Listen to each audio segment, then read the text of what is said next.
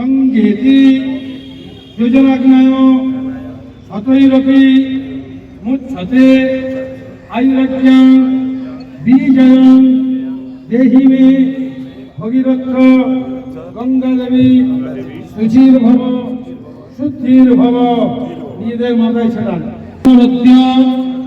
সৌর মার্গশীর্ষে ভাদ্রে মাসি হাস করে শুক্লাবর্ষে শ্রী বিষ্ণু শুভ অষ্টম মায়াং তীর্থ দেবী দুর্গেতং যৎবিধানং তম গুরুরাজি স্মরণে গুরু রাখলেন গুরু নম অখণ্ড নারায়ণ স্মরণে এত দ্বার পূজা করণার্থে দুর্গে দেবীর চরণে দুর্গা অষ্টমী বিহিত তিথিভক্ত কল্পে শ্রী বিষ্ণুর চরণে প্রণমামি নমো নমঃ।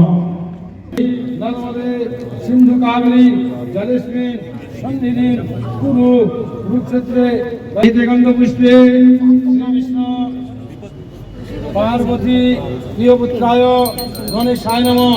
গন্ধ পুষ্পে সূর্যায় নমঃ। হল সুভদ্রায় সুদর্শনায় নমঃ।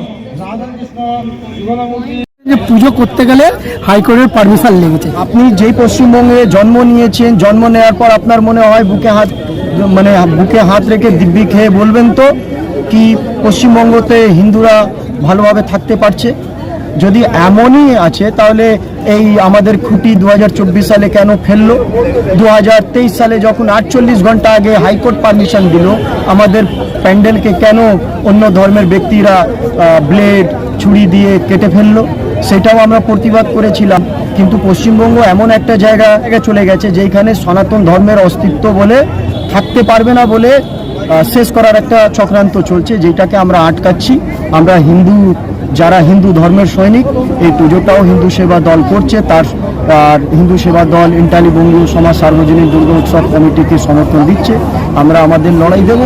ইন্টালি বঙ্গীয় সমাজ সার্বজনীন দুর্গা উৎসব কমিটির আশা আমাদের যেই ভারতবর্ষের ইতিহাস, সেই ইতিহাসের মধ্যে যেই ধর্মের অস্তিত্ব, সেইটাকে তুলে দেওয়া। সারা বিশ্বে সবথেকে পুরনো ধর্ম সনাতন ধর্ম। এই বছর যেই থিম আমরা নিয়ে আসার চেষ্টা করেছি সেইটা হলো ধর্মের ওপরে। তার মধ্যে রামায়ণ, মহাভারত, আমাদের 28টা রাজ্য, তার সাথে কেন্দ্র শাসিত রাজ্যর যেই বিভিন্ন ধর্মীয় অস্তিত্ব, সেইটাকে আমরা থিম করে এইবার এই সিআইটি পার্কে আমরা তুলে ধরবো। 193টা দেশ, 57টা দেশ ইসলামিক কান্ট্রি, 100টার ওপরে খ্রিশ্চান দেশ, কিন্তু ভারতবর্ষ একমাত্র সনাতন ধর্মকে মেনে চলা দেশ। কিন্তু এই ধর্মকে যেইভাবে আটকাবার চেষ্টা হচ্ছে, তাকে আমরা এই পুজো প্যান্ডেলের থিমের মাধ্যমে আমরা আমাদের ভারতবর্ষের লোকের সামনে আমরা তুলে ধরব। কারণ পুরো বিশ্বতে একটা লড়াই চলছে, একটা চক্রান্ত চলছে। এই চক্রান্ত যেই সনাতন ধর্মের অস্তিত্বকে ধামাচাপা দেওয়া বা শেষ করা। আমরা চেষ্টা করছি আমাদের সাধারণ ব্যক্তিকে, জনগণকে আমাদের ধর্মীয় অস্তিত্বকে বুঝিয়ে। সনাতন ধর্ম আমাদের বিশ্বতে সবথেকে পুরনো ধর্ম, আর একটা এমন ধর্ম যার সম্বন্ধ কিন্তু সায়েন্স থেকে রয়েছে, বলতে পারি কি বৈজ্ঞানিক ধর্ম। সেই জায়গাতে যদি আমরা ভালোভাবে করতে পারি, তাহলে আশা করি অনেকে মানুষরা এসে জিনিসটাকে দেখতে পারবেন, বুঝতে পারবেন আমরা যে আমাদের ধর্মীয় সাংস্কৃতিক যে অস্তিত্ব, সেটাকে বাঁচাবার চেষ্টা। যেহেতু ধর্মীয় কনসেপ্ট আর ধর্মের এখন সবথেকে বড় বীর সৈনিক যোগী আদিত্যনাথ, তাকে নিয়ে আসার আমাদের প্রচেষ্টা রয়েছে। ওনার টাইমটা যদি আমরা পাই তাহলে উনি আসবেন, না হলে অবশ্যই কেন্দ্রীয় কোনো মন্ত্রী বা আশেপাশে যারা আমাদেরকে সমর্থন করছেন তাদেরকে দিয়ে আমরা করব। আমার নাম সুদীপ রাম, হিন্দু সেবা দলের সভাপতি, ইন্টালি বঙ্গীয় সমাজ সার্বজনীন দুর্গা উৎসব কমিটিরও সভাপতি।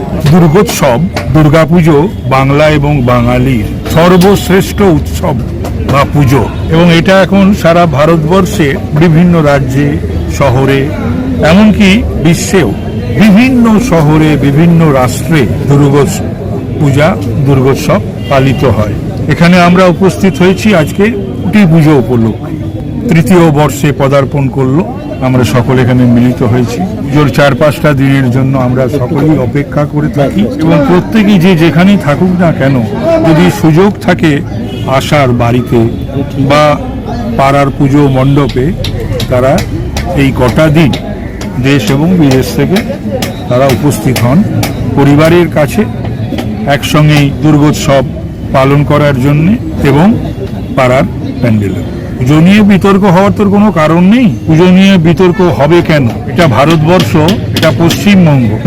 এখানে ইদানিংকালই শোনা যাচ্ছে, দেখা যাচ্ছে, এর আগে তো কখনো হয়নি। এটা তো পাকিস্তান বা বাংলাদেশ নয়, বা কোনো ইসলামিক রাষ্ট্র নয়। এখানে দুর্গোৎসব, কালী পুজো, রামনবমী, লক্ষ্মী পুজো, সরস্বতী পুজো, দেবাদিদেব মহাদেবের শিবের গাজন, নীলষষ্ঠী পুজো, সমস্ত কিছু তো ছোটবেলার থেকে দেখে আসছি। এগুলো তো সমস্ত হয় এবং হবে। দুর্ভাগ্যের বিষয়, বর্তমান সরকার বা তার মুখ্যমন্ত্রী তিনি তার কিছু বশংবদকে সামলাতে পারছেন না, বা প্রশাসনও সঠিক ভূমিকা পালন করতে পারছে না। তাই সরস্বতী পুজো করতেও বাংলাতে যেতে হয়, দুর্গা পুজোর মণ্ডপ আক্রান্ত হয়, ঠাকুর আক্রান্ত হয়, কালী পুজোর, কার্তিক পুজোয় ভেঙে দেওয়া হয় মূর্তি। এগুলোকে কিন্তু একেবারেই যারা দেবদেবীতে বিশ্বাস করেন বা আমরা যারা হিন্দু ধর্মে বিশ্বাসী, ঠাকুর দেবতায় বিশ্বাসী, সেই মানুষজন কিন্তু এগুলোকে একেবারেই মোটেই ভালোভাবে নিচ্ছেন না। কাজ থাকা মানেই বিতর্ক থাকা, এবং যেই কাজের সমালোচনা বা আলোচনা যদি না থাকে, সেই কাজের আমি মনে করি না মূল্যবোধ থাকে। তো সেই জায়গা থেকে বলবো, এই বছর আমাদের পুজো ভাবনা হচ্ছে হিন্দু মাইথোলজিকে নিয়ে আমাদের এই বছরের কাজ হচ্ছে যে আমরা পুরাণ কাহিনীগুলো এট দ্য টাইম আমরা ভুলতে চলেছি।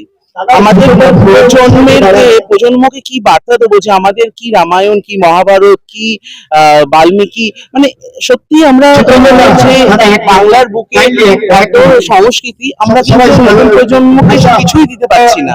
সেই জায়গা থেকে আমি মনে করি যে আমাদের পুজো প্যান্ডেল একটা বার্তা দেবে, সেই বার্তাকে পাথেয় করে আমাদের পথ চলা। ইতালি বঙ্গী সমাজের যে দুর্গোৎসব, তাদেরকে অনেক শুভেচ্ছা জানাই এবং সামনে দুর্গাপুজো, সকল মানুষকে জানাবো দুর্গাপুজোর অনেক শুভেচ্ছা।